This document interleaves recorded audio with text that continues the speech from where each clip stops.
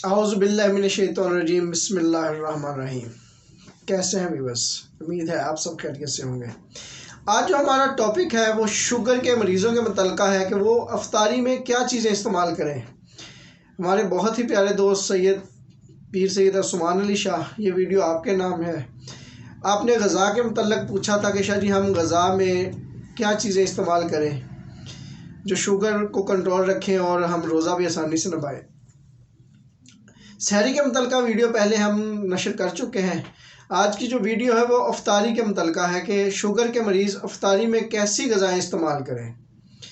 चलते हैं दोस्तों ग़ज़ा की तरफ कि आपने शुगर के दौरान शाम को अफ्तारी में कौन सी चीज़ें ज़्यादा इस्तेमाल करनी है और कौन सी चीज़ें घर में ज़्यादा तैयार करवाएं ताकि आपको मुश्किलात पैदा ना हो। पहले हम सब्ज़ियों का ज़िक्र करेंगे। वैसे जो दोस्त शुगर के मरीज़ हैं वो हम वीडियो पे अपना नंबर दे रहे हैं, हमें कांटेक्ट करें, हम उनको शुगर का चार्ट भी सेंड कर देंगे। जो शुगर के मरीज़ों के मुतल्लिक़ चार्ट होता है वो हमसे व्हाट्सएप मंगवा लें, वो फ्री ऑफ कास्ट होता है, कोई ऐसी बात नहीं है। जो दोस्त हमसे रब्ता करेगा व्हाट्सएप पे, स्क्रीन पे हम नंबर देते हैं, वो हमसे रब्ता करें, हम उसको शुगर के मुतल्लिक़ चार्ट फराहम कर देंगे। वो उसके मुतल्लिक़ अपनी ग़ज़ा की डाइट को स्टार्ट करें।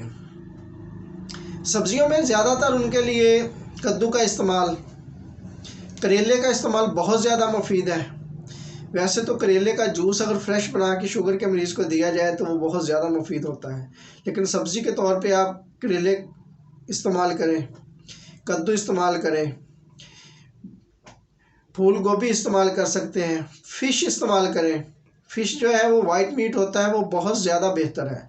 ये हर मरीज़ के लिए बेहतर होता है वाइट मीट। इसमें कोलेस्ट्रॉल लेवल बिल्कुल कम होता है और ये हाई ब्लड प्रेशर के मरीज़ों के लिए भी बेहतर है और शुगर के। फ़िलहाल हमारा शुगर का मौजू है तो आप मछली का इस्तेमाल करें, दाल मसूर का इस्तेमाल करें,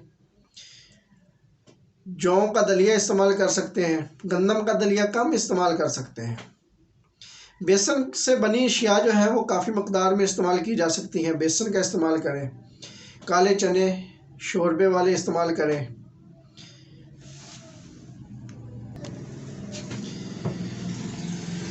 तोरी का इस्तेमाल करें, भिंडी तोरी का इस्तेमाल करें। मुर्गी का इस्तेमाल भी आप कर सकते हैं, मुर्गी का गोश्त भी बेहतर है लेकिन मैदे को ज़्यादा ख़राब करता है, थोड़ा कम मसालेदार इस्तेमाल करें। फूल गोभी इस्तेमाल कर सकते हैं। ये सारी ग़िज़ाएँ शुगर के मरीज़ों के लिए बेहतर हैं। मरीज़ के परहेज़ के लिए ये बहुत ज़्यादा ज़रूरी होता है।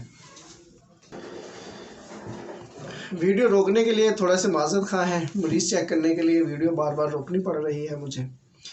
तो जो चीज़ें आप कम मकदार में इस्तेमाल कर रहे हैं या करनी है वो हम आपको बताएंगे, जिसमें रोटी का इस्तेमाल गंदम से बनी थोड़ा कम करना पड़ता है, इसमें शुगर की मकदार का लेवल थोड़ा ज़्यादा होता है। और इसके साथ आपने फ्रूट का जो इस्तेमाल करना है वो करना तो है लेकिन कम मकदार में करना है। बनाना का इस्तेमाल बिल्कुल कम करें या ना करें। किन्नू का इस्तेमाल कर सकते हैं। आम का इस्तेमाल वैसे तो मौसम नहीं है फिर भी कम कर सकते हैं अगर दस्तयाब हो। ये वीडियो सिंध और हैदराबाद के लोगों के लिए है। कुछ वहाँ चावल का इस्तेमाल हमें मालूम हुआ ज़्यादा होता है और चावल जो शाम को खाना है वो शुगर के लेवल को बहुत ज़्यादा हाई करता है। तो उनको चाहिए कि ये शुगर का कैपिटल सिटी कहा जाता है हैदराबाद को, तो आप चावलों का इस्तेमाल बिल्कुल कम करें। चावल शुगर के लेवल को आपके को बहुत ज़्यादा कर रहे हैं ख़राब, क्योंकि जो मौजूदा चावल आते हैं वो तैयार शुदा आते हैं, पॉलिश शुदा आते हैं, जिनको कुछ केमिकल भी यूज़ किए जाते हैं, तो शुगर के मकदार बहुत ज़्यादा करते हैं, आपकी सेहत को ख़राब करते हैं। इसमें एक आर्सेनिक का जुज़ बहुत ज़्यादा होता है जो हमारे लीवर पे बहुत ज़्यादा असरात रखता है, तो इसका इस्तेमाल हमने कम करना है।